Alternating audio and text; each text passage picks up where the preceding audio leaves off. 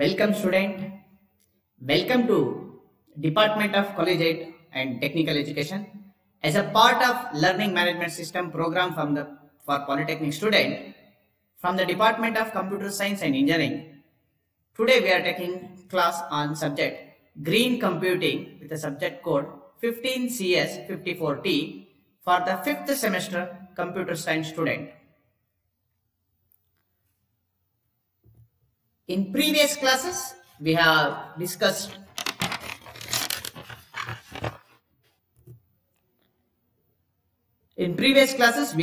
about the standard definition of green computing, what are the greenhouse effect, gases which causing the greenhouse, and also some of the common characteristics of greenhouse gases. Along with that, we also have studied about green IT benefits, how IT get impacted to environment, 3 important dimensions of green IT, building blocks of green IT, and also 2 more important concepts like OCID framework for green IT and holistic approach of green IT. With continuation, in today's class, we will be discussing about the following topic. Green computers' entire life cycle, which includes definition of life cycle, major stages in the device life cycle. What do you mean by concept of green design? What do you mean by concept of green manufacturing, green consumer, concept of reuse, concept of refurbish, recycle and disposal methods.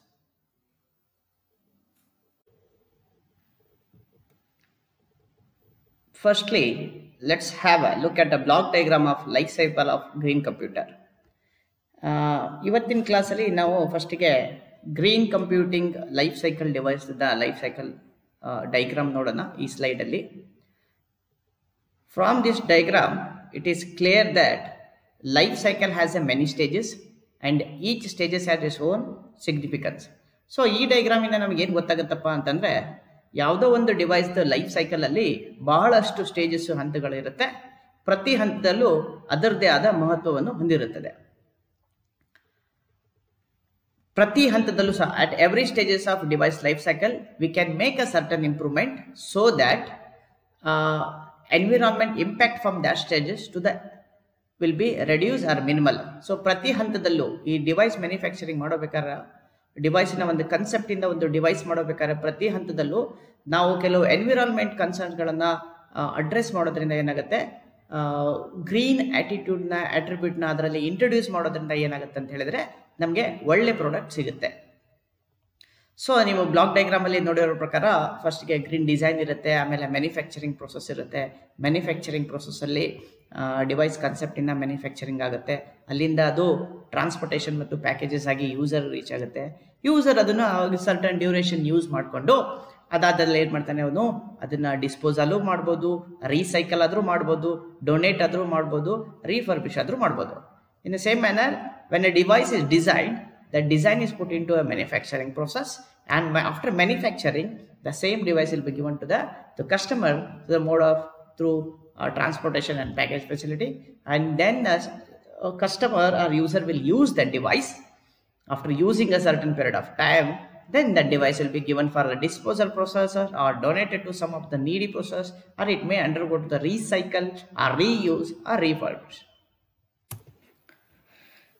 Let's dig into some of the basic terminologies related to the life cycle of a green computer.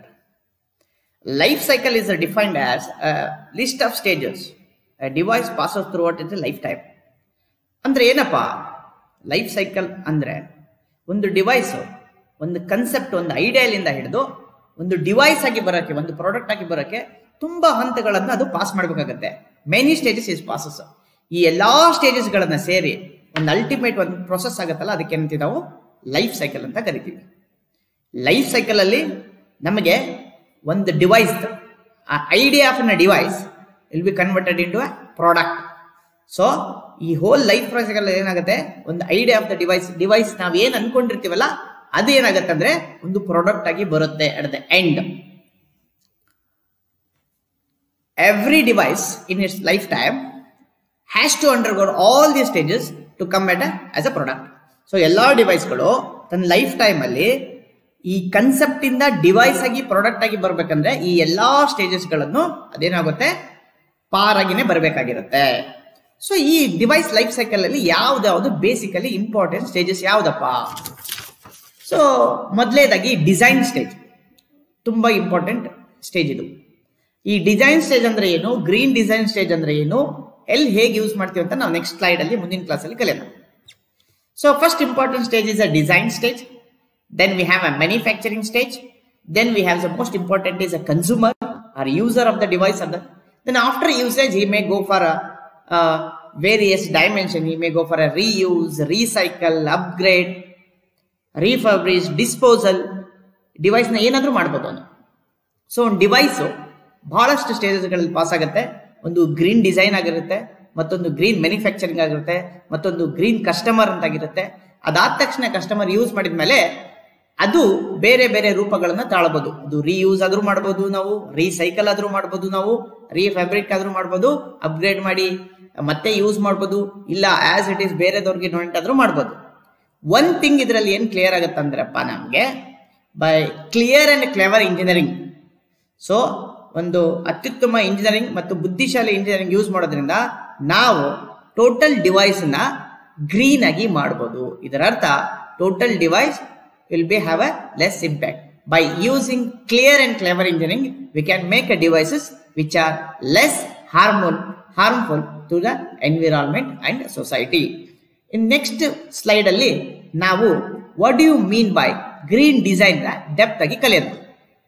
At the end of the session, we'll revisit this diagram and once again reanalyze each stages of this life cycle and how improvement can be done and how that is important for the examination prospect also will be discussed.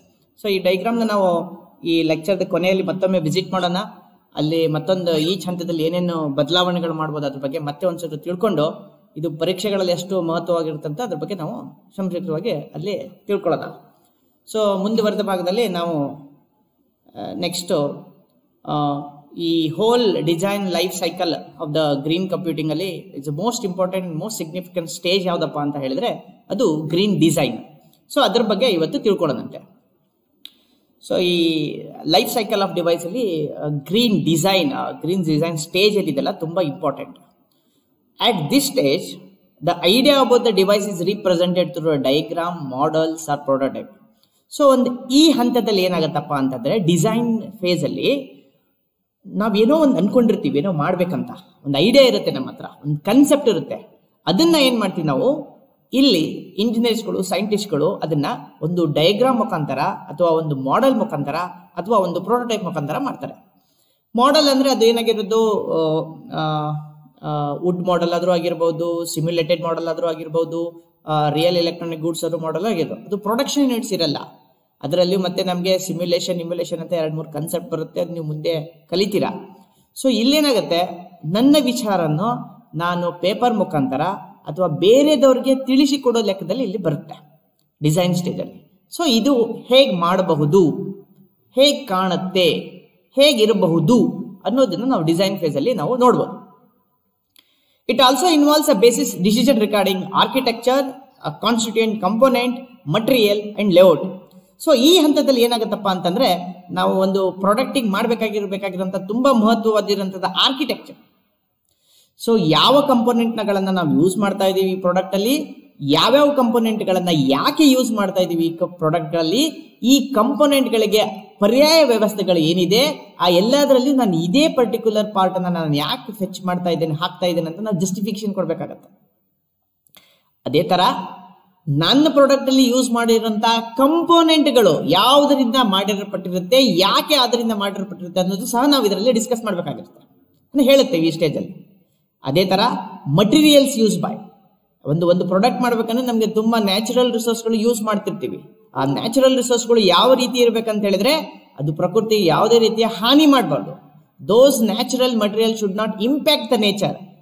Non living ಬೀಯಿಂಗ್ಗೆ, living ಕ್ರಿಯೇಚರ್ಗೆ ಯಾವುದೇ ರೀತಿಯ harm ಮಾಡಬಾರ್ದು. ಅವು ಈಸಿಯಾಗಿ available ಇರಬೇಕು. ಅದೇ ತರ ಇನ್ನೊಂದು ಇಂಪಾರ್ಟೆಂಟ್ ಏನಪ್ಪಾ, ಈ ಎಲ್ಲಾ ಕಂಪೋನೆಂಟ್ಗಳು, ಆ ಪ್ರಾಡಕ್ಟ್ ಅಲ್ಲಿರೋ ಎಲ್ಲಾ ಕಂಪೋನೆಂಟ್ಗಳು ನಾವು ಎಲ್ಲಿ ಪ್ಲೇಸ್ ಮಾಡ್ತೀವಿ ಅದು ತುಂಬಾ ಮ್ಯಾಟರ್ ಆಗುತ್ತೆ. ಸೊ ಅದು ಇಲೆಕ್ಟ್ರಿಸಿಟಿ ಕನ್ಸಂಪ್ಷನ್, ಬೇರೆ ರಿಸೋರ್ಸ್ಗಳು ಎಷ್ಟೆಷ್ಟು ಕನ್ಸಂಪ್ಷನ್ ಮಾಡುತ್ತೆ, ಇವೆಲ್ಲ ಡಿಸಿಷನ್ ಮೇಲೆ ಅವಲಂಬನೆ ಆಗಿರುತ್ತೆ. The decisions have a great impact on the environment throughout the life cycle of devices. ನಾವು ಯಾವ್ಯಾವ ಡಿಸಿಷನ್ ಈ ಸ್ಟೇಜ್ ಅಲ್ಲಿ ತಗೋತೀವಲ್ಲ, ಆ ಎಲ್ಲಾ ಡಿಸಿಷನ್ಗಳು throughout the life cycle of the device will be persist.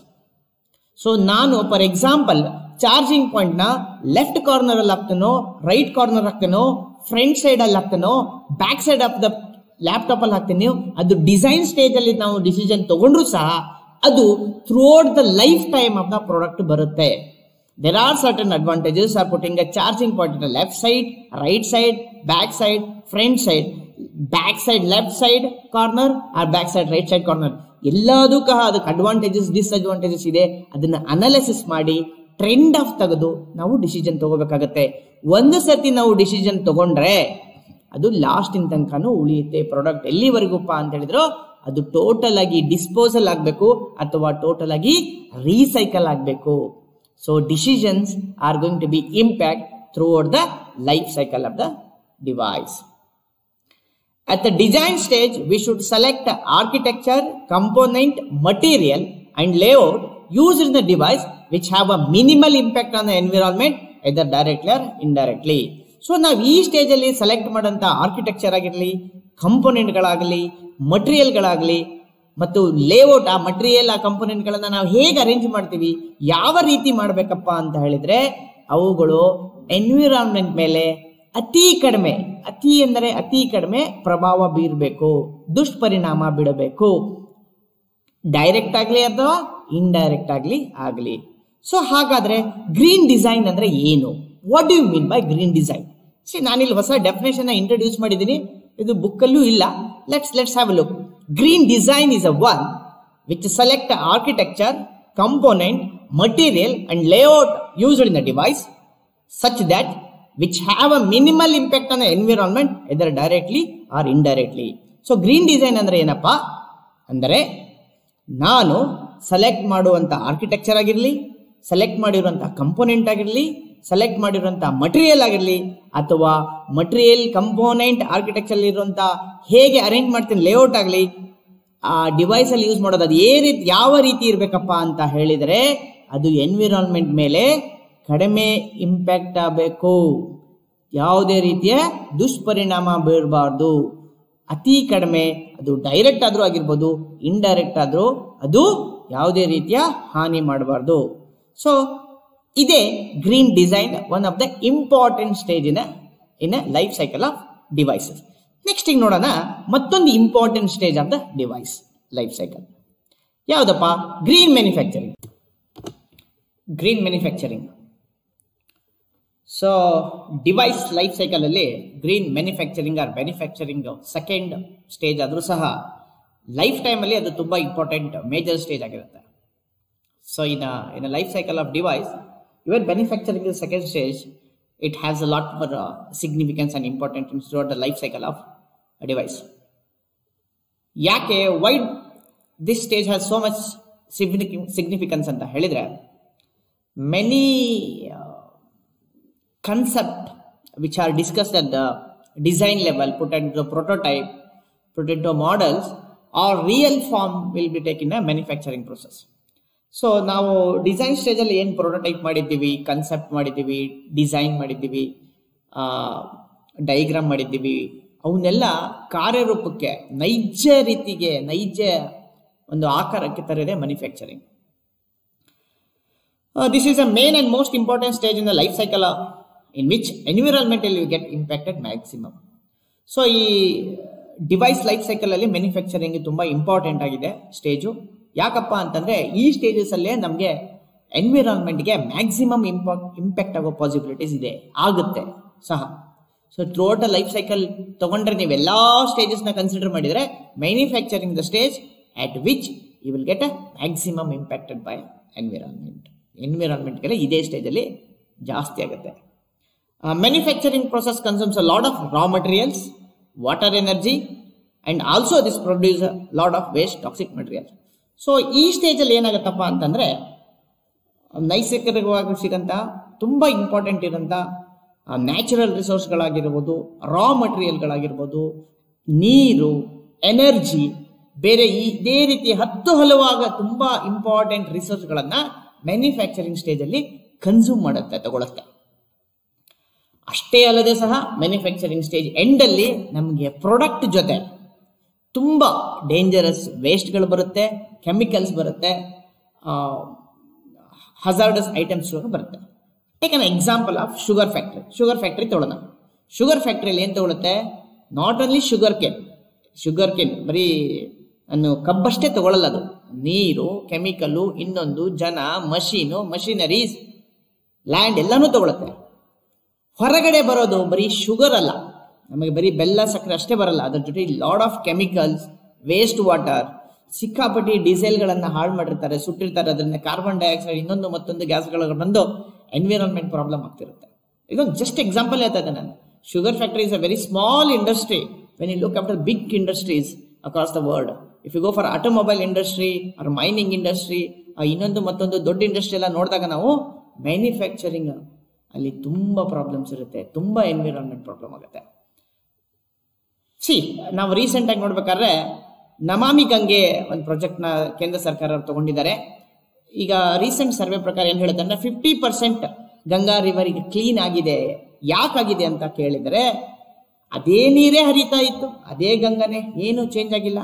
ಯಾಕಾಯ್ತಪ್ಪ ಈ ಇಂಪ್ರೂವ್ಮೆಂಟ್ ಅಂದ್ರೆ ಗಂಗಾ ನದಿ ಬೇಸಿನಲ್ಲಿರಂತ ಎಲ್ಲಾ ಇಂಡಸ್ಟ್ರಿಗಳಂತ ವೇಸ್ಟ್ ವಾಟರ್ ಐತಲ್ಲ, ಏನು ಅದರಿಂದ ಬರಂತ ಬೈ ಪ್ರಾಡಕ್ಟ್ ವೇಸ್ಟ್ ಇತ್ತಲ್ಲ, ಅದೆಲ್ಲ ರಿವರಿಗೆ ಸೇರಿ ಮುಂಚೆ ರಿವರ್ ಕಲುಷಿತವಾಗ್ತಿತ್ತು.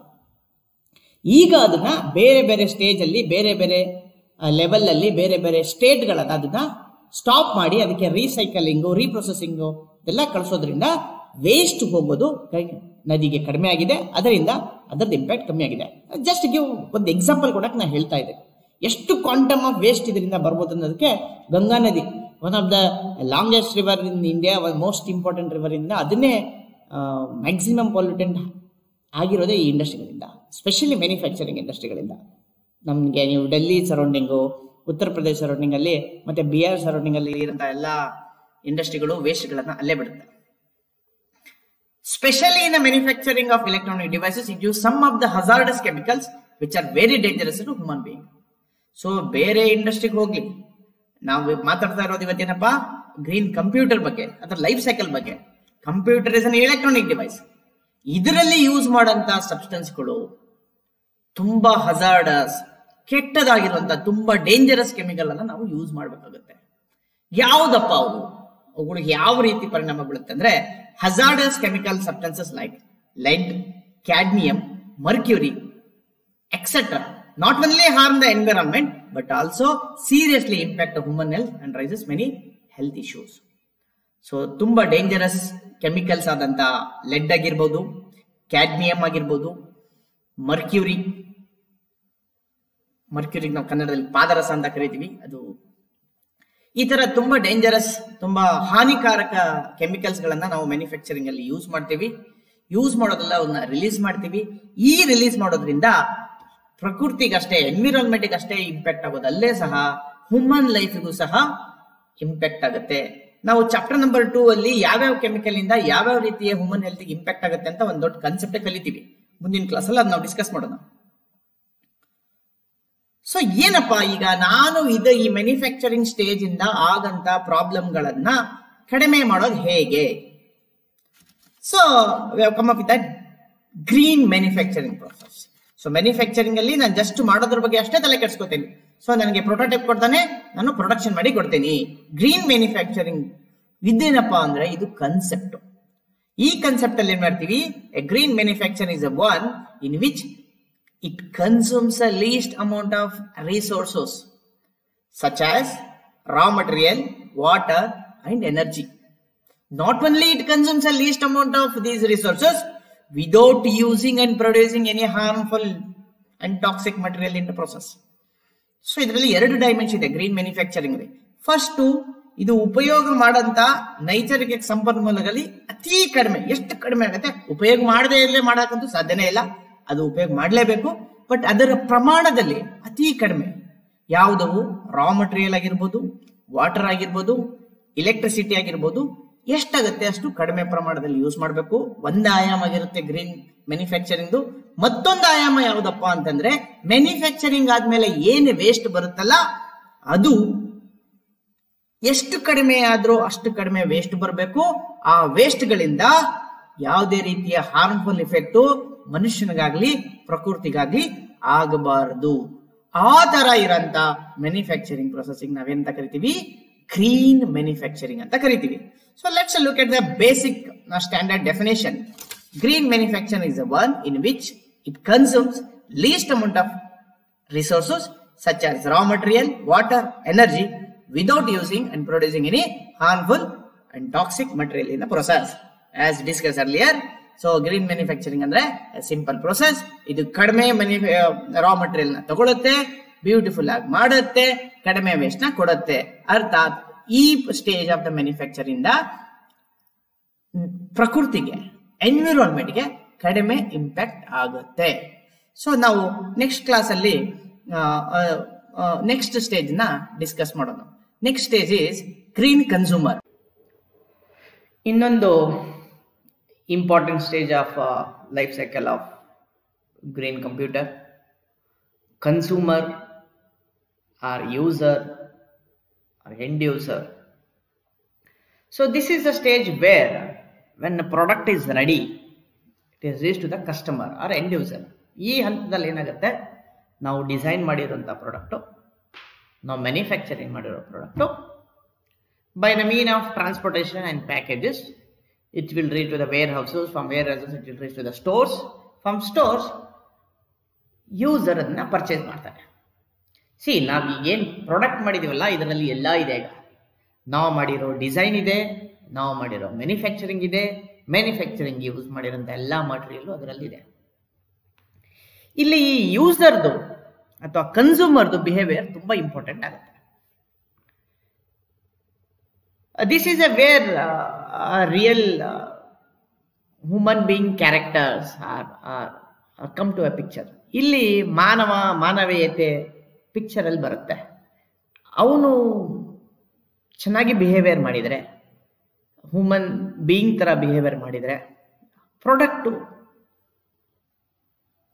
ಇಂದ ಪ್ರಕೃತಿಗೆ ಪ್ರಾಬ್ಲಮ್ ಕಡಿಮೆ ಆಗುತ್ತೆ, ಪ್ರಾಡಕ್ಟ್ದು ಲೈಫ್ ಎಕ್ಸ್ಪೆಕ್ಟೆನ್ಸಿ ಜಾಸ್ತಿ ಆಗುತ್ತೆ, ಪ್ರಾಡಕ್ಟ್ದು ಯೂಸೇಜ್ ಜಾಸ್ತಿ ಆಗುತ್ತೆ, ಪ್ರಾಡಕ್ಟ್ದು ಪರ್ಪಸ್ ಮ್ಯಾಕ್ಸಿಮಮ್ ಆಗುತ್ತೆ, ರೀಚ್ ಆಗುತ್ತೆ. So this is one of the important stage in the device life cycle where device maximum ಅದರ ಲೈಫ್ ಎಕ್ಸ್ಪೆಕ್ಟೆನ್ಸಿ ಅಲ್ಲಿ ಈ ಕನ್ಸ್ಯೂಮರ್ ಜೊತೆನೆ ಅಥವಾ ಎಂಡ್ ಯೂಸರ್ ಜೊತೆನೆ ಸ್ಪೆಂಡ್ ಮಾಡುತ್ತೆ. Consumer behaviour during his or her usage of device defines many aspects of device. So ಒಂದು device ನ consumer ಹೇಗೆ ಯೂಸ್ ಮಾಡ್ತಾರೆ ಅದ್ರ ಮೇಲೆ ಬಹಳಷ್ಟು ಆಸ್ಪೆಕ್ಟ್ಸ್ಗಳು ಡಿವೈಸ್ ಬಗ್ಗೆ ಡಿರೈವ್ ಆಗುತ್ತೆ. ಯಾವುದಾಗಿರ್ಬೋದು? First, take lifetime of a device. What do you mean by lifetime of a device? ಒಂದು ಡಿವೈಸ್ ನಾನು ಡಿಸೈನ್ ಮಾಡಿ ಮ್ಯಾನುಫ್ಯಾಕ್ಚರಿಂಗ್ ಮಾಡಿ ಯೂಸರ್ ಕೊಟ್ಟ ಮೇಲೆ ಆ ಯೂಸರ್ ಅದನ್ನ ಬೇಡ ಅಂತ ಬೀಸಾಕೋ ತನಕ ಡ್ಯೂರೇಷನ್ ಏನಿದೆ ಅಲ್ಲ ಅದನ್ನ ನಾನು ಏನಂತೀನಿ, life time of a device ಅಂತ ಹೇಳ್ತೇನೆ. ಒಂದು ಡಿವೈಸಸ್ ನ ಹೇಗೆ ಯೂಸರ್ ಯೂಸ್ ಮಾಡ್ತಾನೆ ಅದರ ಮೇಲೆನೆ ಟೋಟಲಿ ಅವಲಂಬನೆ ಆಗಿರುತ್ತೆ ಒಂದು ಡಿವೈಸ್ ಲೈಫ್ ಸೈಕಲ್. ಒಂದು ಎಕ್ಸಾಂಪಲ್ ತಗೊಳ್ಳೋಣ. ಈಗ ನಾನೊಂದು ಮೊಬೈಲ್ ಫೋನ್ ತಗೊಂಡೆ. assume that I have bought a mobile phone. So that same mobile phone I can use for 10 years, preserving it or using properly without harming it, or I can by misbehavior myself or ignorance ನಾನು ಅದನ್ನು ಬಿಡಿಸಿ display ಹಾಳು ಮಾಡ್ಬೋದು, ನೀರಲ್ಲಿ ಹಾಕಿ processor ಹಾಳಾಗ್ಬೋದು, ಬೈಕಲ್ಲಿ ಹೋಗ್ತಾ ಬಿಡಿಸಿ mobile ಹಾಳು ಮಾಡ್ಕೋಬಹುದು. ಸೊ ಒಂದು ಡಿವೈಸು 10 ವರ್ಷ ಬರುತ್ತೋ, 10 ತಿಂಗಳು ಬರುತ್ತೋ, 10 ದಿನ ಬರುತ್ತೋ, ಕನ್ಸ್ಯೂಮರ್ ಬಿಹೇವಿಯರ್ ಮೇಲೆ ಇರುತ್ತೆ. ನಾವು ಕೆಲವು ಮನೆಯಲ್ಲೆಲ್ಲ ಹೋಗಿರೋದು ನೋಡ್ಬೋದು ನೀವು. ಫ್ಯಾನ್ಗಳು, ಕೆಲವು ಆಂಟಿಕ್ ಪೀಸ್ಗಳು 30 ವರ್ಷ 40 ವರ್ಷಗಳಿಂದ ಇರುತ್ತೆ, ಏನೂ ಆಗಿರಲ್ಲ. ಆ ಡಿವೈಸ್ಗಳು ಅಥವಾ ವಸ್ತುಗಳು ಅಷ್ಟು ದಿನಗಳಿಂದ ಯಾಕೆ ಇರುತ್ತಪ್ಪ ಅಂತ ಹೇಳಿದ್ರೆ, because of their behaviour. Well behavioured consumer, well behavioured user always give better life expectancy of the device. So device life expectancy ಅವನು ಚೆನ್ನಾಗಿ ಕೊಡ್ತಾನೆ, ದೊಡ್ಡದು ಕೊಡ್ತಾನೆ. ಒಂದನೇ ಪಾಯಿಂಟ್. ಎರಡನೇ point, the consumption of important resources such as electricity, packaging materials and transportation can be reduce or controlled by consumer behaviour. ನಾನಿಲ್ಲಿ ಏನಿದ್ರರ್ಥಪ್ಪ, ಒಂದು ಡಿವೈಸ್ ಯೂಸರ್ ಕೈ ಸೇರಿದ್ಮೇಲೆ ಅದು ಯೂಸೇಜ್ ಆಗೋಬೇಕಾದ್ರೆ ಇನ್ನೂ ಕೆಲವು ರಿಸೋರ್ಸ್ಗಳನ್ನು ಅದು ಕನ್ಸ್ಯೂಮ್ ಮಾಡುತ್ತೆ. ನಾನೀಗ ಮೊಬೈಲ್ ಫೋನ್ ಅಂತ ತಗೊಂಡ್ರೆ, ಎಕ್ಸಾಂಪಲ್ಗೆ ನಾನು ಮೊಬೈಲ್ ಫೋನ್ಗೆ ಕವರ್ ಹಾಕಬೇಕು, ಅದು ಒಂದು ಅಡಿಷನಲ್ ರಿಸೋರ್ಸು. ನಾನು ಮೊಬೈಲ್ ಫೋನ್ಗೆ ಚಾರ್ಜ್ ಮಾಡಬೇಕು, ಎಲೆಕ್ಟ್ರಿಸಿಟಿ ಕೊಡಬೇಕು, ಅದು ಒಂದು. ಹೌದಾ? So these are other things. ನಾನು ನನ್ನ ಮೊಬೈಲ್ನ ಹೇಗೆ ಚಾರ್ಜ್ ಮಾಡ್ತೀನಿ ಅದರ ಮೇಲೆ ನನ್ನ ಮೊಬೈಲ್ದು electricity consumption or electricity usage decide ಆಗುತ್ತೆ. ಫಾರ್ ಎಕ್ಸಾಂಪಲ್, ಅನ್ನೆಸೆಸರಿ ಬೇಕಾಗಿರೋಂಥ ಎಲ್ಲ ಆ್ಯಪ್ನ ನಾನು ಶಟ್ ಡೌನ್ ಮಾಡಿ, ನೆಸೆಸರಿ ಇರೋ ಅಷ್ಟೇ ಇಟ್ಕೊಂಡು, ನೆಸೆಸರಿ ಇದ್ದಾಗ ಅಷ್ಟೇ ಇಂಟರ್ನೆಟ್ ಆನ್ ಮಾಡಿಕೊಂಡು ಮೊಬೈಲ್ ಯೂಸ್ ಮಾಡಿದರೆ ನನ್ನ ಮೊಬೈಲ್ ಬ್ಯಾಕಪ್ 2 days 3 days ಬರ್ಬೋದು. ಅಥವಾ ಸುಮ್ಮನೆ ಆಲ್ತು ಪಾಲ್ತು ವಿಡಿಯೋ ಹಾಕಿ ಇರೋ ಬರೋ ಆ್ಯಪ್ಗಳೆಲ್ಲ ಹಾಕಿ ನೆಟ್ ಆನ್ ಮಾಡಿ ಇಟ್ಟರೆ ಅರ್ಧ ದಿನದಲ್ಲೇ ಹೋಗ್ಬೋದು. Same device, usage is same. ನನ್ನ ಮಿಸ್ಬಿಹೇವಿಯರಿಂದ, ಇಗ್ನೋರೆನ್ಸ್ ಬಿಹೇವಿಯರಿಂದ ಪದೇ ಪದೇ ಚಾರ್ಜ್ ಮಾಡ್ತಾ ಇದ್ದೇನೆ, ಎಲೆಕ್ಟ್ರಿಸಿಟಿ ಕನ್ಸಂಪ್ಷನ್ ಮಾಡ್ಕೋತಾ ಇದ್ದೇನೆ. ಸೇಮ್ ಡಿವೈಸ್ ಮೆಚ್ಯೂರ್ ಆಗಿ ಬಿಹೇವಿಯರ್ ಮಾಡೋದ್ರಿಂದ 2 ದಿನ 3 ದಿನ ಆಗಿ ನಾವು ಉಪಯೋಗ ಮಾಡ್ಬೋದು. ಅದೇ ಥರ ಅದರದ್ದು ಕವರಿಂಗ್ ಆಗಿರ್ಬೋದು. ಕೆಲವು ದಿನ ಒಂದು ಕವರ್ನ 2 ವರ್ಷ 3 ವರ್ಷ ಯೂಸ್ ಮಾಡೋಂಥ ಉದಾಹರಣೆಗಳಾದ್ರೆ ನಮಗೆ. ಇನ್ನು ಕೆಲವರು 15 ದಿವಸ 1 ತಿಂಗಳಿಗೆ ಚೇಂಜ್ ಮಾಡಂತ ಇದ್ದಾರೆ. ಆ ಕವರು ಸಹ ಬರಬೇಕಾದರೆ it consume some natural resource. When you throw it out it will harm environment. So ಇಲ್ಲಿ ಕನ್ಸ್ಯೂಮರ್ ಬಿಹೇವಿಯರ್ ತುಂಬ ಇಂಪಾರ್ಟೆಂಟ್ ಆಗಿರುತ್ತೆ. ನಾನು ಇನ್ನೊಂದು ಎಕ್ಸಾಂಪಲ್ ತಗೋತೀನಿ ಇಲ್ಲಿ ಕನ್ಸ್ಯೂಮರ್ ಬಿಹೇವಿಯರ್ಗೆ. ತಗೊಳ್ಳಿ, ನೀವು ಒಂದು ಯಾವುದೋ ಒಂದು ವೆಹಿಕಲ್ ತಗೊಳ್ಳಿ. ಯಾಕೆ ಸರ್ ವೆಹಿಕಲ್ ಕಂಪ್ನಿಯವರು ಕೊಟ್ಟಿರೋ ಮೈಲೇಜ್ಗಳು ನಾವು ಡ್ರೈವ್ ಮಾಡಬೇಕಾದ್ರೆ ಬರಲ್ಲ ಅಂತ ಹೇಳಿದರೆ, ವೆಹಿಕಲ್ ಕಂಪ್ನಿಯವರು ಐಡಲ್ ಕಂಡೀಷನ್ ಅಲ್ಲಿ ಮಾಡಿರ್ತಾರೆ. ಅವ್ರು ಏನ್ ಅಸಂಪ್ಷನ್ ಮಾಡಿರ್ತಾರೆ ಅಂದ್ರೆ consumer behaviour like a human being, idle ಆಗಿ ಬಿಹೇವಿಯರ್ ಮಾಡ್ತಾರೆ. ಆದರೆ ನಾವು ಗಾಡಿ ರೈಡ್ ಮಾಡಬೇಕಾದ್ರೆ ನಮ್ಮ ಬಿಹೇವಿಯರ್ ಐಡಲ್ ಆಗಿರಲ್ಲ.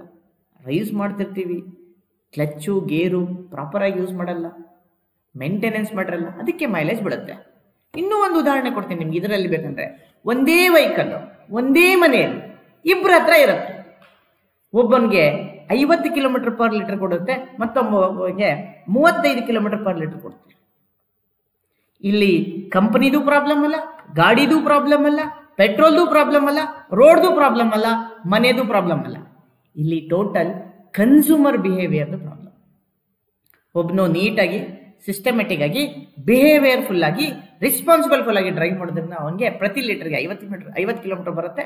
ಇನ್ನೊಬ್ಬನು ಕೇರ್ಲೆಸ್ ಆಗಿ ಯೂಸ್ಲೆಸ್ ಆಗಿ ತರ ಡ್ರೈವ್ ಮಾಡೋದ್ರಿಂದ ಅವನಿಗೆ ಬರೀ 35 km/l ಬರುತ್ತೆ. ಸೊ ಈ ರೀತಿ ಕನ್ಸ್ಯೂಮರ್ ಬಿಹೇವಿಯರು ನಮಗೆ ಅಡಿಷನಲ್ ರಿಸೋರ್ಸಸ್ನ ಏನು ಕನ್ಸಂಪ್ಷನ್ ಮಾಡ್ತಾನಲ್ಲ ಅದ್ರ ಮೇಲೆ ಇಂಪ್ಯಾಕ್ಟ್ ಆಗುತ್ತೆ. Better behaviour will be having a better consumption and better life expectancy. ಇದೇ ತರ ಇನ್ನೊಂದು ಪಾಯಿಂಟ್ ಬರುತ್ತೆ, 3ನೇ ಪಾಯಿಂಟ್ ಕನ್ಸ್ಯೂಮರ್ ಬಿಹೇವಿಯರ್ ಇಂದ second life of the device.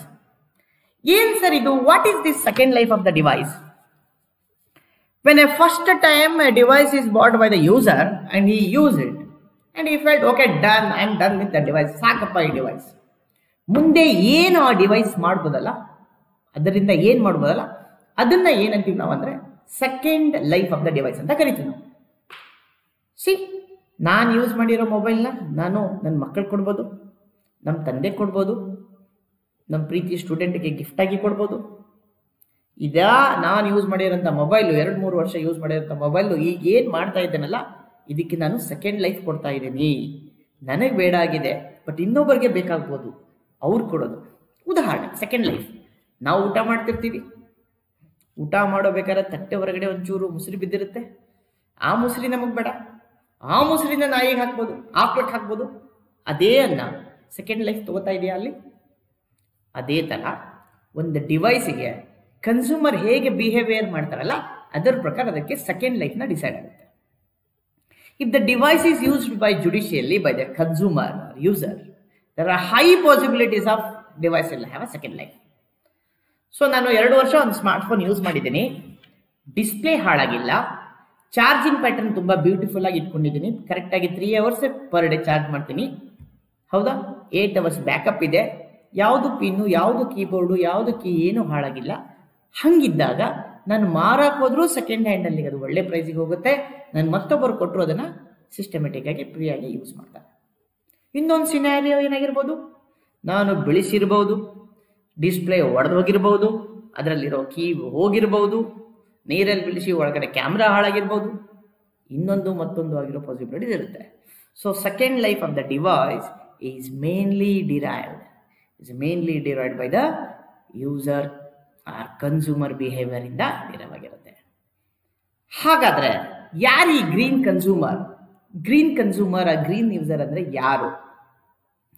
Green consumer or green user is a one who uses the devices judicially such a way that it has a longest possible lifespan with the highest probability of second life with the minimal consumption of important resource during its lifespan without harming an environment. C ನೋಡಿ, ಇಲ್ಲಿ ಬಹಳಷ್ಟು ಕಾನ್ಸೆಪ್ಟ್ಗಳನ್ನು ನಾನು ಒಂದೇ ಒಂದು definition ಹಾಕಿದ್ದೀನಿ. Green consumer ಅಥವಾ ಆರೋಗ್ಯವಂತ consumer or user ಯಾರಪ್ಪ ಅಂತಂದ್ರೆ, ಯಾರು ಡಿವೈಸಸ್ನ ಜುಡಿಷಿಯಸ್ ಆಗಿ, ನೀಟಾಗಿ, ಸಿಸ್ಟಮೆಟಿಕ್ ಆಗಿ ಯೂಸ್ ಮಾಡ್ತಾರೆ, which yield to the highest longest life span of the device. ಆ ಥರ ಯೂಸ್ ಮಾಡೋದ ಡಿವೈಸ್ದು ಜೀವನದ ಲೈಫ್ ಟೈಮ್ ಏನಿರುತ್ತಲ್ಲ ದೊಡ್ಡದಾಗಿರುತ್ತೆ. 2 ವರ್ಷ, 5 ವರ್ಷ, 8 ವರ್ಷ, 10 ವರ್ಷ ಬರೋ ಪಾಸಿಬಿಲಿಟೀಸ್ ಇರುತ್ತೆ. ಈಗೂ ಸಹ ಕೆಲವರು ನೋಕಿಯಾ 1100 ಮೊಬೈಲ್ನ ಯೂಸ್ ಮಾಡೋದು ನೀವು ನೋಡ್ತಿರ್ಬೋದು. ಈಗೂ ಸಹ ಯಾರಾದರೂ ಕೆಲವರು ಹಳೆಯದ HMD ವಾಚ್ಗಳನ್ನು ಹಾಕೋದು ನೋಡ್ತಿರ್ಬೋದು. ಯಾಕಂದ್ರೆ ಅವರು ಸರಿಯಾಗಿ ಯೂಸ್ ಮಾಡಿರ್ತಾರೆ.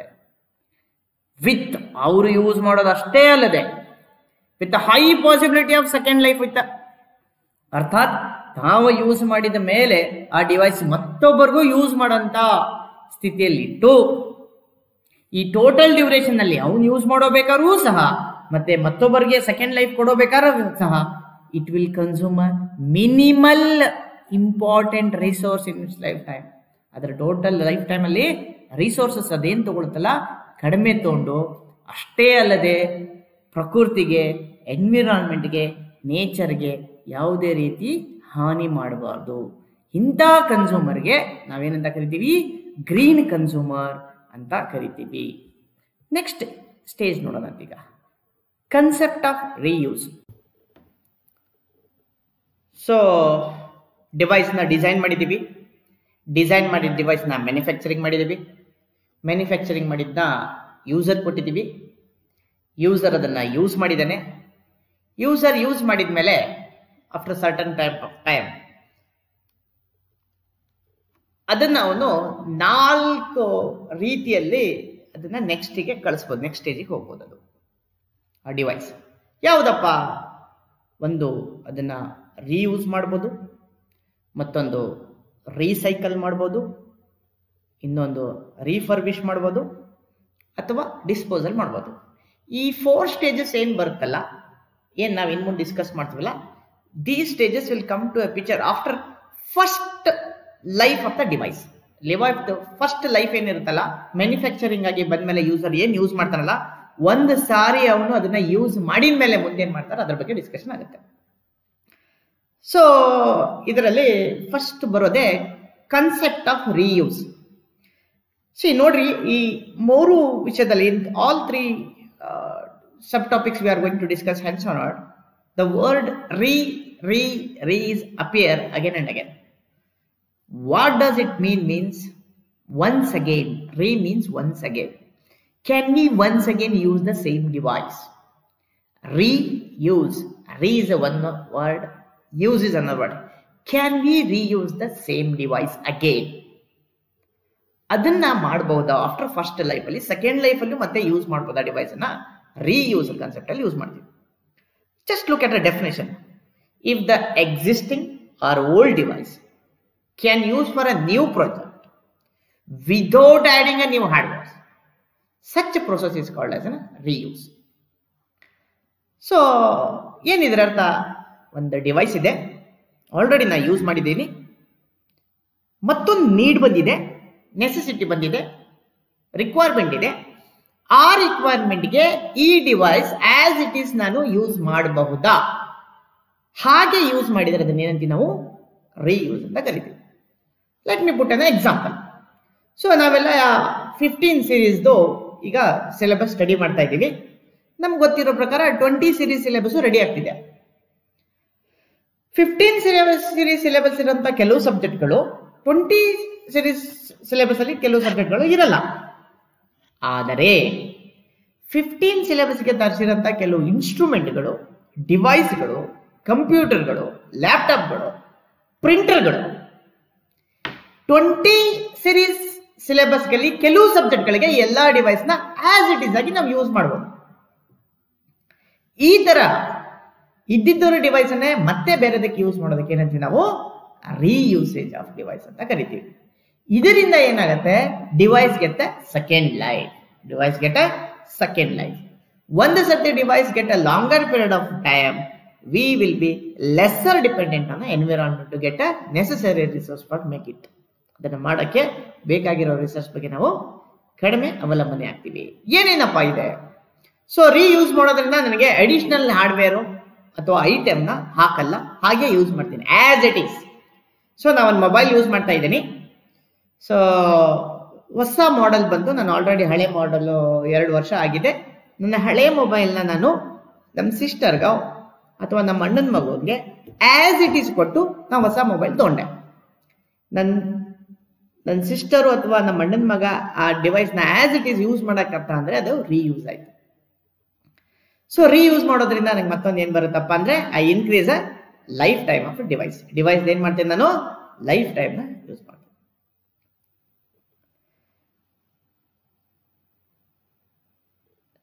Reuse decrease capital expenditure of the organization on electronic device.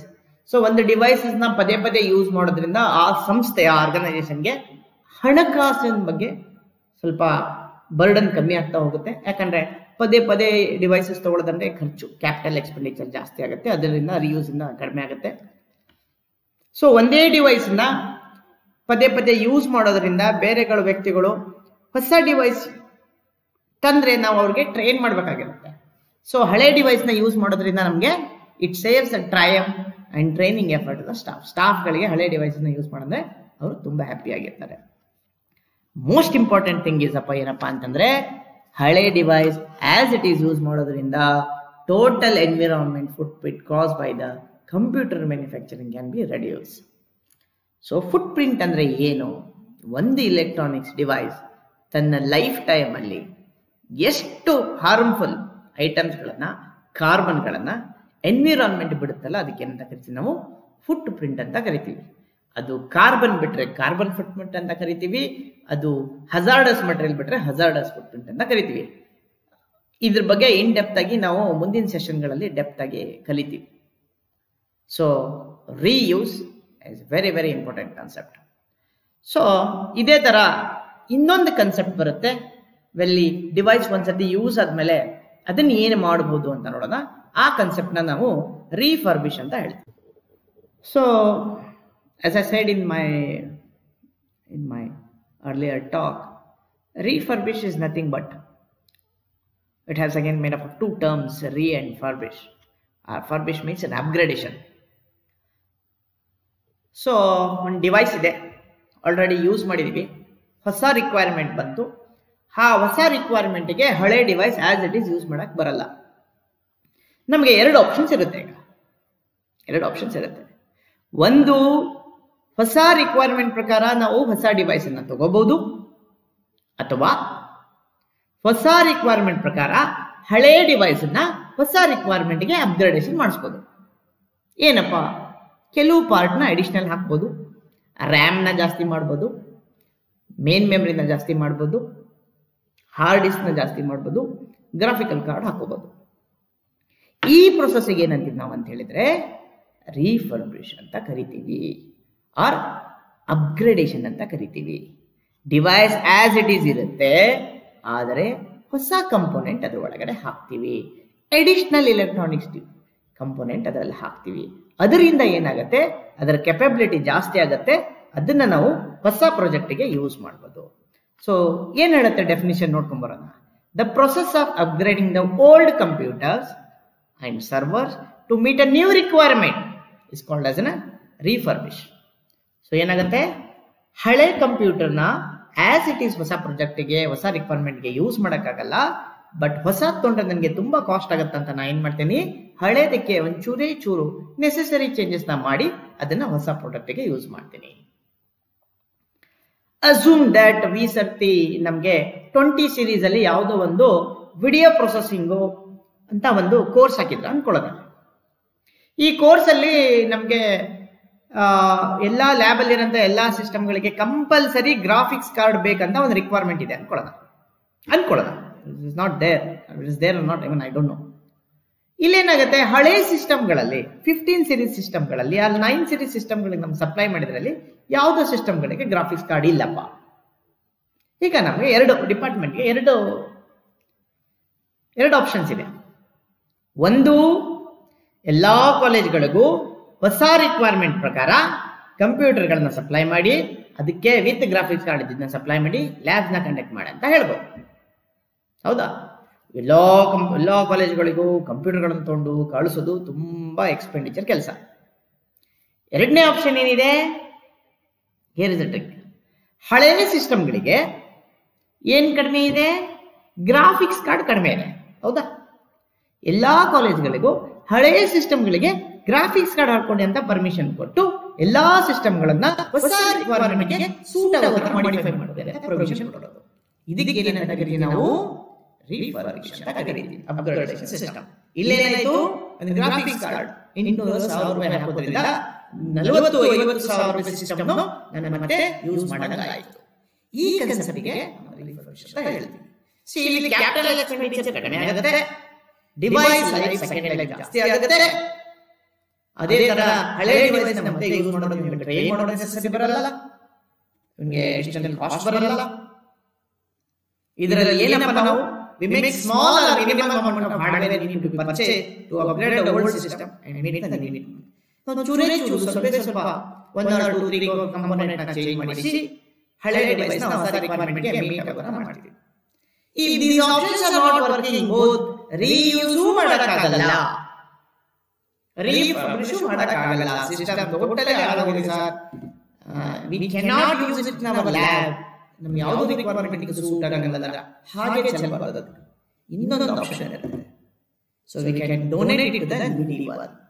So ಅವ್ರಿಗೆ ನಮಗೆ ಆ ಸಿಸ್ಟಮ್ ಬೇಡದಿರಬಹುದು ನಮ್ಮ ರಿಕ್ವೈರ್ಮೆಂಟ್ ಗೆ, ಬಟ್ ಬೇರೆಯವರ ರಿಕ್ವೈರ್ಮೆಂಟ್ ಗೆ ಅದು ಬೇಕಾಗಬಹುದು. ಪಾಲಿಟೆಕ್ನಿಕ್ಸ್ ಲ್ಯಾಬ್ ಗಳಿಗೆ ನಡೆಸಕ್ಕೆ ಕಷ್ಟ ಆಗಿರಬಹುದು ಆ ಸಿಸ್ಟಮ್ ಗಳಿಂದ. ಅದೇ ನಾವು ಹೈಸ್ಕೂಲ್ ಕೊಡಬಹುದಾ, ಪ್ರೈಮರಿ ಸ್ಕೂಲ್ ಕೊಡಬಹುದಾ, ಒಂದು ಎಲ್ಲೋ ಟೈಪಿಂಗ್ ಇನ್ಸ್ಟಿಟ್ಯೂಟ್ ಕೊಡಬಹುದಾ? ಇದನ್ನ ಯೂಸ್ ಮಾಡಿಕೊಂಡು ನೀವು ಇನ್ಸ್ಟಿಟ್ಯೂಟ್ ನಡೆಸ್ಕೊಟ್ಟ ಗವರ್ನಮೆಂಟ್ ಇನ್ಸ್ಟಿಟ್ಯೂಟ್ ಗೆ ಐಟಿಐ ಇನ್ಸ್ಟಿಟ್ಯೂಟ್ ಕೊಡಬಹುದಾ? we can use for them. So that's how we can use second life further. So ಇದು ರೀಫರ್ಬಿಶ್. ಇಲ್ಲಿ ಇನ್ನೊಂದು ಕಾನ್ಸೆಪ್ಟ್ ಬರುತ್ತೆ, ಏನಪ್ಪಾ ಅಂದ್ರೆ ರೀಸೈಕಲ್ ಅಂತ. Next recycle. ಸೊ ರೀಸೈಕಲ್ ನೋಡ್ರಿ, ಅಗೇನ್ ಇಲ್ಲಿ 2 ವರ್ಡ್ ಇದೆ, 2 ವರ್ಡ್ಸ್, ರೀ ಅಂಡ್ ಸೈಕಲ್. ಸೈಕಲ್ ಅನ್ನೋ ವರ್ಡ್ ಇಂಪಾರ್ಟೆಂಟ್ ಇಲ್ಲಿ, it's important here. Cycle means something which start again from the beginning. So ಒಂದು ಪ್ರೊಸೆಸ್ ಆಗಿ ಕಂಪ್ಲೀಟ್ ಆಗಿ ಮತ್ತೆ ಅದು ಬಿಗಿನಿಂಗ್ ಇಂದ ಬರ್ತಾ ಇರೋದಕ್ಕೆ ಏನಂತ ಕರಿತೀವಿ ನಾವು, ಸೈಕಲ್ ಅಂತ ಕರಿತೀವಿ. ಸೊ ಒಂದು ಡಿವೈಸ್ ಮಾಡೋದಕ್ಕೆ ನಾವು ಯೂಸ್ ಮಾಡೋಂಥ ರಾ ಮಟೀರಿಯಲ್ಗಳನ್ನ ಒಂದು ಸರ್ತಿ ನೇಚರಿಂದ ಎಕ್ಸ್ಟ್ರಾಕ್ಟ್ ಮಾಡಿ ಅದನ್ನ ಡಿವೈಸ್ ಅಲ್ಲಿ ಹಾಕಿದ ಮೇಲೆ, ಇದು ಡಿವೈಸಿನ ಯೂಸರ್ಗೆ ಕೊಟ್ಟ ಮೇಲೆ, ಆ ಡಿವೈಸ್ ಅಲ್ಲಿ ಇರುವಂತ ನ್ಯಾಚುರಲ್ ರಿಸೋರ್ಸ್ ನಾವು ಮತ್ತೆ ತಗೊಂಡು ಮತ್ತೆ ಮ್ಯಾನುಫ್ಯಾಕ್ಚರಿಂಗ್ ಕೊಡಬಹುದಾಗಿತ್ತಲ್ಲ, ಅದಕ್ಕೆ ಏನಂತೀವಿ ನಾವು ರೀಸೈಕಲಿಂಗ್ ಪ್ರೊಸೆಸ್ ಅಂತ ಕರಿತೀವಿ. ಡೆಫಿನಿಷನ್ ನೋಡೋಣ. The process of extracting precious minerals from the old device is called as a recycle. So precious mineral ಅಂತ ನಾನು ಇನ್ ಜನರಲ್ ಆಗಿ ಹೇಳಿದೆ. ಸೊ ಮಹತ್ವವಾಗಿರುವಂತಹ ಧಾತುಗಳು, ವಸ್ತುಗಳು, ಒಂದು ಡಿವೈಸ್ ಮಾಡೋದಕ್ಕೆ ನಾನು ಉಪಯೋಗಿಸಿರುವಂತ ಮಹತ್ವವಾದ ಧಾತುಗಳು, ವಸ್ತುಗಳನ್ನ ನಾನು ಆ ಡಿವೈಸ್ ಲೈಫ್ ಆದ ಮೇಲೆ ಇವನ್ after second life user use ಮಾಡಿದ, ರೀಯೂಸು ಮಾಡಿದ, ರೀಫರ್ಬಿಶು ಮಾಡಿದ, ಆದ್ರೆ ಇನ್ನೇನು ಮಾಡೋಕ್ಕಾಗಲ್ಲ ಗುರು ಆ ಡಿವೈಸ್ ಇಂದ, ಮುಗಿದೋಯ್ತಿದ್ರದ್ದು ಅಂದ್ರೆ ಆ ಸ್ಟೇಜ್ ಅಲ್ಲಿ ಅದರಲ್ಲಿರೋಂಥ ಎಲ್ಲಾ ಮಹತ್ವಗಳನ್ನು ನಾನು ಎಕ್ಸ್ಟ್ರಾಕ್ಟ್ ಮಾಡಿದ್ರೆ ಅದನ್ನ ಏನಂತೀವಿ ನಾವು ರೀಸೈಕಲ್ ಅಂತ ಕರಿತೀವಿ. ನಾವು ಒಂದು ಎಕ್ಸಾಂಪಲ್ ಕೊಡ್ತೇನೆ ನಿಮ್ಗೆ. ಈಗ ಎಲ್ಲಾ ಎಲೆಕ್ಟ್ರಾನಿಕ್ಸ್ ಡಿವೈಸ್ಗಳಲ್ಲಿ ಏನಿರುತ್ತೆ, ಸರ್ಕಿಟ್ ಬೋರ್ಡ್ ಅಂತ ಇರುತ್ತೆ. ಹೌದಾ, ರಿಕಾರ್ಡ್ ಸರ್ಕಿಟ್ ಬೋರ್ಡ್. ನಿಮಗೆ ಗೊತ್ತಿದೆಯೋ ಗೊತ್ತಿಲ್ಲೋ ನನಗೆ ಗೊತ್ತಿಲ್ಲ, ಆದ್ರೆ ಆ ಸರ್ಕಿಟ್ ಬೋರ್ಡ್ ಅಲ್ಲಿ ಕಂಡಕ್ಟಿವಿಟಿ ಚೆನ್ನಾಗಿರ್ಲಿ ಅಂತ PCB ಅಲ್ಲಿ ಅವರು ಆ ಕನೆಕ್ಷನ್ ನ ಸಿಲ್ವರ್ ಅಥವಾ ಗೋಲ್ಡ್ ಇಂದ ಮಾಡಿರ್ತಾರೆ.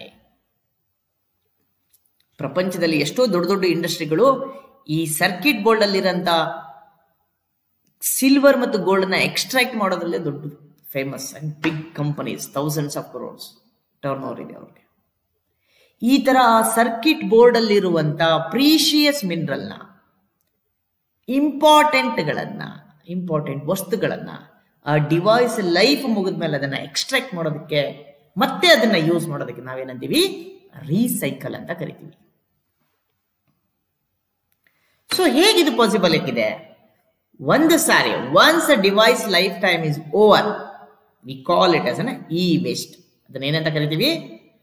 The electronics device which is no more can use. It is dead. It cannot be used anymore. Such dead devices are called as not e-waste. ಈ e-waste ಗಳನ್ನ ಯಾರಿಗೆ ಕೊಡ್ಬೇಕಪ್ಪ ಅಂತಂದ್ರೆ, ಇದನ್ನ ಕಲೆಕ್ಟ್ ಮಾಡಿ ರೀಸೈಕಲ್ ಮಾಡಂತ ಏಜೆನ್ಸಿಗಳು ಇರುತ್ತೆ, ಅವ್ರಿಗೆ ಕೊಡ್ಬೇಕು. ಈ ವೇಸ್ಟ್ ಗಳನ್ನ ನಾವು ಸರಿಯಾಗಿ ಕೊಡ್ಲಿಲ್ಲ ಏಜೆನ್ಸಿಗಳಿಗೆ, ಹಾಗೆ ಬೀಸಾಕಿದ್ರೆ ಅದರಲ್ಲಿ along with the precious mineral there can be some hazardous substance also. ಅದರಲ್ಲಿ ತುಂಬಾ ಹಾನಿಕಾರಕ ವಸ್ತುಗಳು ಇರ್ಬೋದು. ಅದನ್ನ ನಾನು ಹಾಗೇ ಬೀಸಿದಾಗಿದ್ದ ಒಂದು ಪಾಪು ತಿಂತು, ಒಂದು ಪ್ರಾಣಿ ತಿಂತು, ಆ ನೆಲದಲ್ಲಿ ಸಿಕ್ಕಾಕೊಂಡು ಸಸಿಗಳ ಮುಖಾಂತರ ನಮಗೆ ಬಂದು ಪ್ರಾಬ್ಲಮ್ ಕ್ರಿಯೇಟ್ ಆಗ್ಬೋದು. ಸೊ ಅದಕ್ಕೆ ಅದನ್ನ ರಿಕಗ್ನೈಸ್ಡ್ ರೀಸೈಕಲಿಂಗ್ ಏಜೆನ್ಸಿ ಇರುತ್ತಲ್ಲ ಅವ್ರಿಗೆ ಕೊಡಬೇಕು. ಈ ತರ ಮಾಡೋದ್ರಿಂದ ಮತ್ತೊಂದೇನು ಅಡ್ವಾಂಟೇಜಸ್ ಅಂದ್ರೆ, ಮ್ಯಾನುಫ್ಯಾಕ್ಚರರ್ಗೆ ಎರಡು ರೀತಿಯಿಂದ ಅಡ್ವಾಂಟೇಜಸ್. ಒಂದು, ಆ ಓಲ್ಡ್ ಡಿವೈಸ್ ಅಲ್ಲಿ ಹೋಲ್ ಕಂಪೋನೆಂಟ್ ಚೆನ್ನಾಗಿರುತ್ತೆ. ಒಂದು ಡಿವೈಸ್ ಅಲ್ಲಿ ಹಾಳಾಗಿದೆ ಅಂದ್ರೆ ಎಲ್ಲ ಹಾಳಾಗಿದೆ ಅಂತಲ್ಲ, ಅದರಲ್ಲಿ ಯಾವುದೋ ಒಂದೆರಡು ಪಾರ್ಟ್ ಹಾಳಾಗಿರುತ್ತೆ. ಫಾರ್ ಎಕ್ಸಾಂಪಲ್ ಮೊಬೈಲ್ ಹಾಳಾಗಿದೆ ಅಂದ್ರೆ ಡಿಸ್ಪ್ಲೇ ಹೋಗಿರ್ಬೋದು, ಅದರಲ್ಲಿಂದ ಸರ್ಕಿಟ್ ಬೋರ್ಡು, ಪ್ರೊಸೆಸರು, ಬ್ಯಾಟ್ರಿ, ಇನ್ನೊಂದು ಮತ್ತೊಂದು ಸರಿ ಇರ್ಬೋದು. ಈ ರೀಸೈಕಲ್ ಮಾಡ್ಬೇಕಾದ್ರೆ ಏನ್ ಮಾಡ್ತಾರೆ ಅಂದ್ರು, ಅವನ್ನೆಲ್ಲ ಡಿಸೆಂಬಲ್ ಮಾಡ್ತಾರೆ. ಡಿಸೆಂಬಲ್ ಅಂದ್ರೆ ಎಲ್ಲ ಸಗ್ರಿಗೇಟ್ ಮಾಡ್ತಾರೆ, ಸಪರೇಟ್ ಮಾಡ್ತಾರೆ. ಸಪರೇಟ್ ಮಾಡಿದಾಗ ಅದರಲ್ಲಿ ಬಂದಿರುವಂತ ಎಲ್ಲಾ ಪಾರ್ಟ್ಗಳಲ್ಲಿ ಯಾವುದು ಉಪಯೋಗ ಮಾಡಬಹುದು, ಯಾವುದು ಉಪಯೋಗ ಮಾಡದೇ ಇರೋದನ್ನ ನೋಡ್ತಾರೆ. ಯಾವ್ಯಾವ ಪಾರ್ಟ್ಗಳನ್ನ ಉಪಯೋಗ ಮಾಡಬಹುದಲ್ಲ ಅದನ್ನ ಡೈರೆಕ್ಟ್ ಆಗಿ ಮ್ಯಾನುಫ್ಯಾಕ್ಚರಿಂಗ್ ಕಳಿಸಿ ಮತ್ತೆ ಯೂಸ್ ಮಾಡ್ಕೊಳಪ್ಪ ಅಂತ ಹೇಳ್ತಾರೆ. ಯಾವ್ದಾವ್ದು ಪಾರ್ಟ್ಗಳಲ್ಲಿ ಯೂಸ್ ಮಾಡಕ್ಕೆ ಆಗಲ್ಲ ಅವುಗಳಿಂದ ಮೆಟಲ್ಸ್, ಪ್ರೀಶಿಯಸ್ ಮಿನರಲ್ಸ್ ನ ಎಕ್ಸ್ಟ್ರಾಕ್ಟ್ ಮಾಡ್ತಾರೆ. ಎಕ್ಸ್ಟ್ರಾಕ್ಟ್ ಮಾಡಿದ ಒಂದು ಟೆಕ್ನಿಕ್, ಅದು ಬರ್ನಿಂಗ್ ಆಗಿರ್ಬೋದು, ಅದನ್ನ ತುಂಬಾ ಅದರಲ್ಲಿ ಬೇರೆ ಬೇರೆ ಇಂಡಸ್ಟ್ರಿನೇ ಬರುತ್ತೆ ಅದು. ಸೊ ಇದರಿಂದ ಏನಾಗುತ್ತೆ, ಮ್ಯಾನುಫ್ಯಾಕ್ಚರಿಂಗ್ ಸ್ಟೇಜ್ ಅವರಿಗೆ ಐಟಮ್ಗಳು, ಕಂಪೋನೆಂಟ್ ಅಥವಾ ರಾ ಮಟೀರಿಯಲ್ಗಳು ಈಸಿಯಾಗಿ ಸುಲಭವಾಗಿ ಸಿಗುತ್ತೆ. IT hardware contain toxic materials like lead, chromium, cadmium and mercury. If e-waste is not discarded properly, it can harm environment and others. So ಅದನ್ನ ಸರಿಯಾಗಿ ನಾವು ಡಿಸ್ಕಾರ್ಡ್ ಮಾಡಲಿಲ್ಲ ಅಂದ್ರೆ ಅದು ಎನ್ವಿರಾನ್ಮೆಂಟ್ಗೂ ಪ್ರಾಬ್ಲಮ್ ಮಾಡ್ಬೋದು, ನಮಗೂ ಪ್ರಾಬ್ಲಮ್ ಮಾಡ್ಬೋದು. ಡಿಯರ್ ಸ್ಟೂಡೆಂಟ್, ನಾನು ಬಿಗಿನಿಂಗ್ ಆಫ್ ದ ಲೆಸನ್ ನಲ್ಲೇ ಹೇಳಿದ್ದೆ, ನಾವು ಲೈಫ್ ಸೈಕಲ್ ಆಫ್ ಡಿವೈಸ್ ಅನ್ನ ಮತ್ತೊಮ್ಮೆ ವಿಸಿಟ್ ಮಾಡೋಣ ಅಂತ ಹೇಳಿದ್ದೆ. ಅದೇ ಪ್ರಕಾರ ಇಲ್ಲಿ ಮತ್ತೆ ಆ ಡೈಗ್ರಾಮ್ ತೊಗೊಂಡು ಬಂದಿದ್ದೆ ನಾನೀಗ. ಈ ಡೈಗ್ರಾಮ್ ಇಂದ ನಮ್ಗೆ ಏನ್ ಕ್ಲಿಯರ್ ಆಗತ್ತಪ್ಪ ಅಂತ ಹೇಳಿದ್ರೆ, ಫಸ್ಟ್ ವಿಷಯ ಏನಪ್ಪಾ ಅಂತ ಹೇಳಿದ್ರೆ, ಈ ಡೈಗ್ರಾಮು ಎಕ್ಸಾಮಿನೇಷನ್ ಪಾಯಿಂಟ್ಗೆ ತುಂಬಾ important. 60 to 70% of marks carries for this question from this diagram. ಈ ಡೈಗ್ರಾಮ್ಗೆ 60 to 70% ಮಾರ್ಕ್ಸ್ ಇರುತ್ತೆ. Diagram and labelling is a must for examination point of view.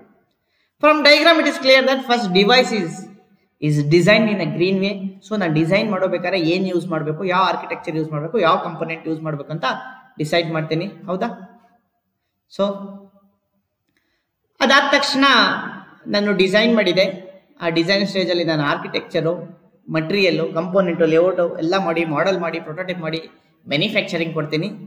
Then design is place to manufacturing to get physical and bulk quantity of device. ಈ conceptual ಆಗಿರೋಂಥ ಡಿವೈಸ್ನ ನನಗೆ physical ಆಗಿ, bulk ಆಗಿ ನನಗೆ ಸಿಗುತ್ತೆ.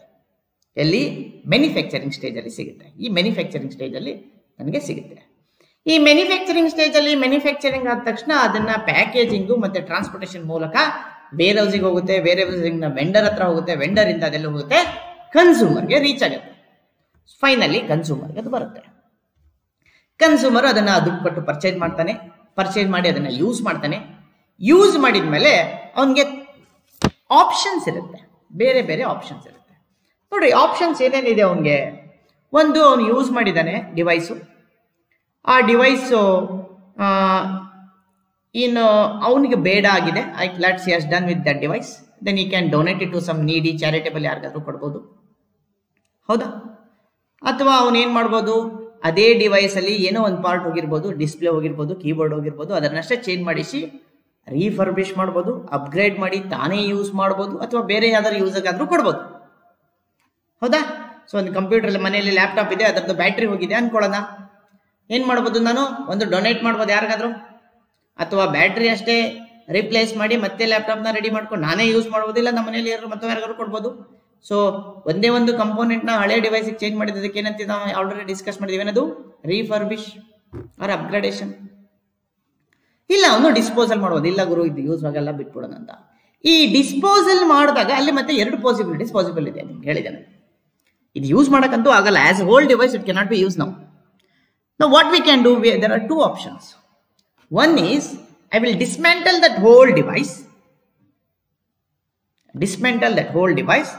When I dismantle that device, I find a certain parts which can be used directly in the manufacturing as a part of new product.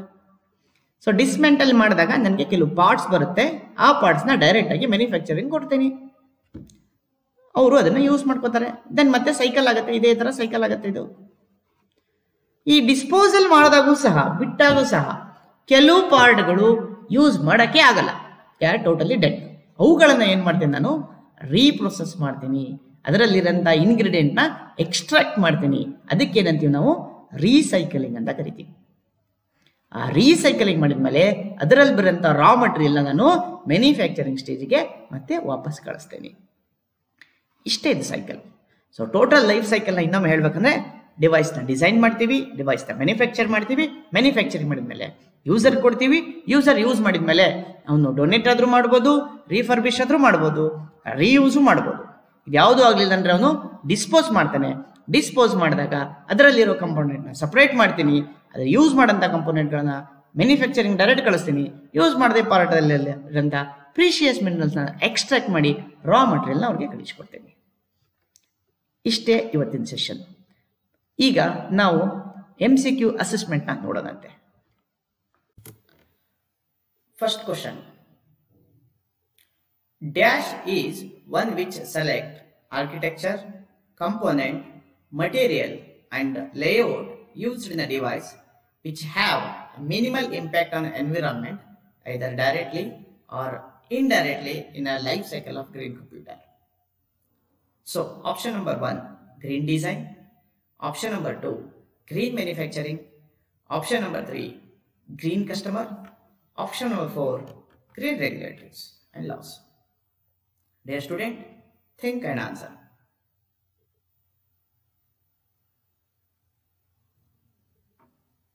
Next question.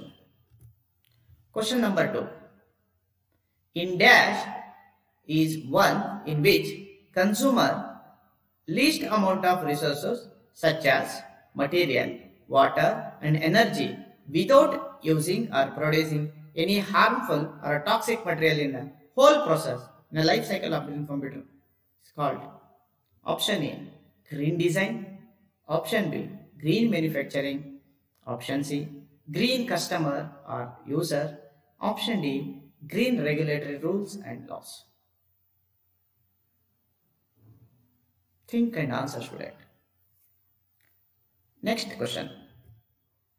Question number MCQ 3. Which of the following benefit will be added in a device life due to green consumer or user? Option A, lifetime of a device will be increased. Option B, electricity consumed during a lifetime of a device can be reduced. Option C, possibility of device take a second life by reuse and refurbish will be increased. Option D, all the possibilities, all of the above. Think and answer. Question number 4. In a green computing, if the existing or old device can use for a new project without adding or changing a new hardware is called as dash. Option A, reuse. Option B, refurbish. Option C, recycle. Option D, disposal. Please have your thought, think and answer, students.